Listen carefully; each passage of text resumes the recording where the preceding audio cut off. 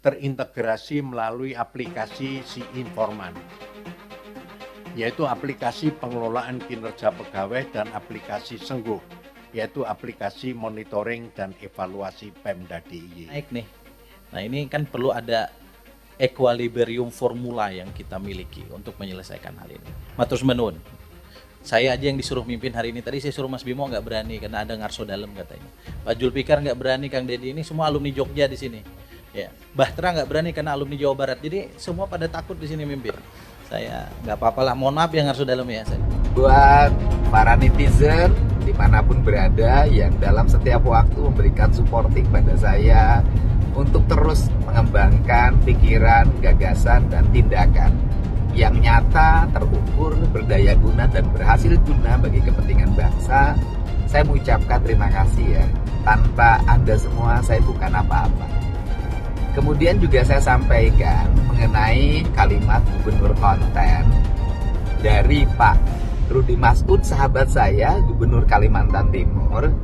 Itu sebenarnya tujuan awalnya dia itu ingin muji saya. Jadi tidak ada tujuan memberikan stigma negatif, karena saya tahu beliau sejak dulu sahabat saya di Partai Golkar dan sampai hari ini masih bersahabat dengan baik, bahkan sering memberikan supporting semangat pada saya untuk terus mengembangkan pikiran dan gagasan.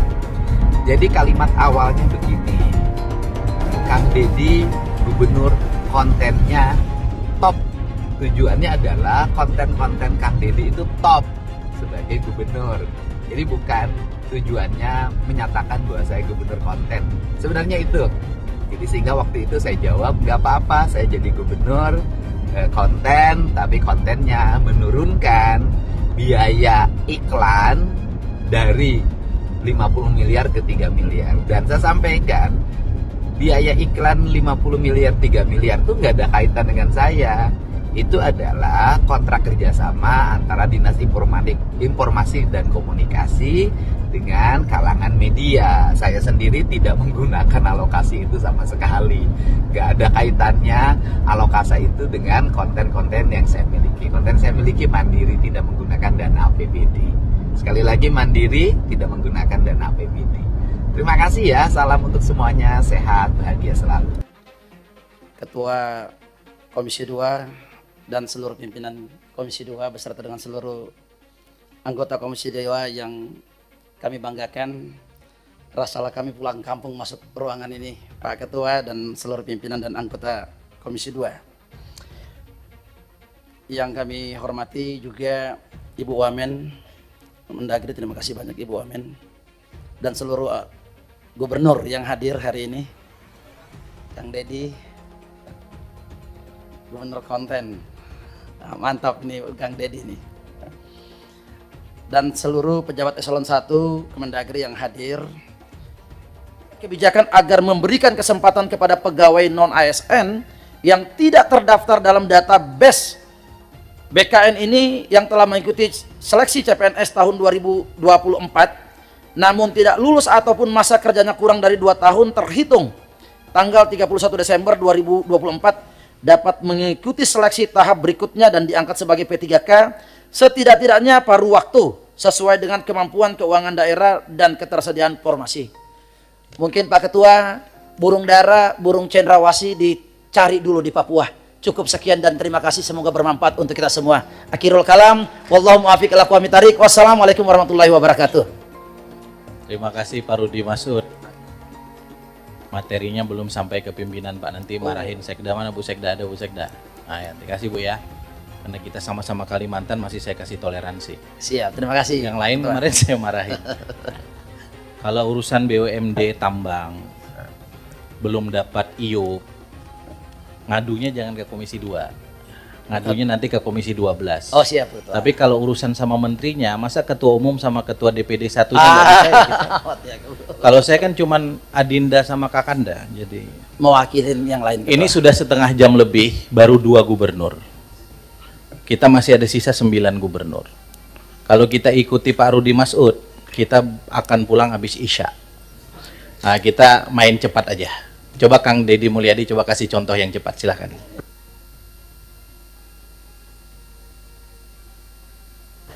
Baik, misalnya hari ini daerah harus beratraksi.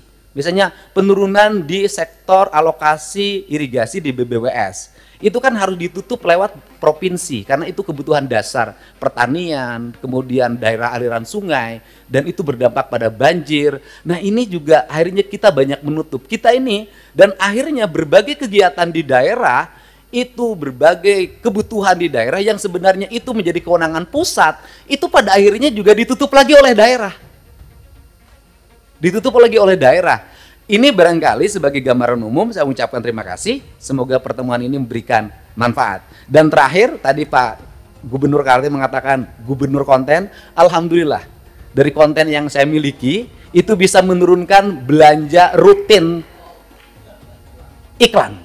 Biasanya iklan di Pemprov Jabar kerjasama medianya 50 miliar. Sekarang cukup 3 miliar tapi viral terus. Terima kasih.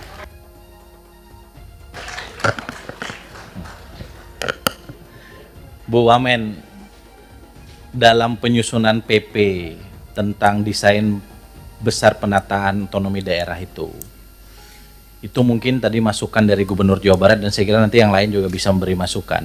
Itu penting untuk kita bikin formula. Selama ini kan ada gairah yang besar untuk menghadirkan daerah otonomi baru, pemekaran. Tapi nomenklatur penggabungan dalam Undang-Undang Pemda, Undang-Undang nomor 23 tahun 2014 itu nggak pernah kita gunakan. Kita mekar terus, gabungnya nggak pernah. Nah, gabung selama ini selalu dikonotasikan dengan kabupaten yang ada gabung ke kabupaten yang lain. Itu kan ekstrim. Tapi pendekatannya bisa jadi beberapa kecamatan di sekitar daerah otonomi itu gabung karena daerahnya dekat.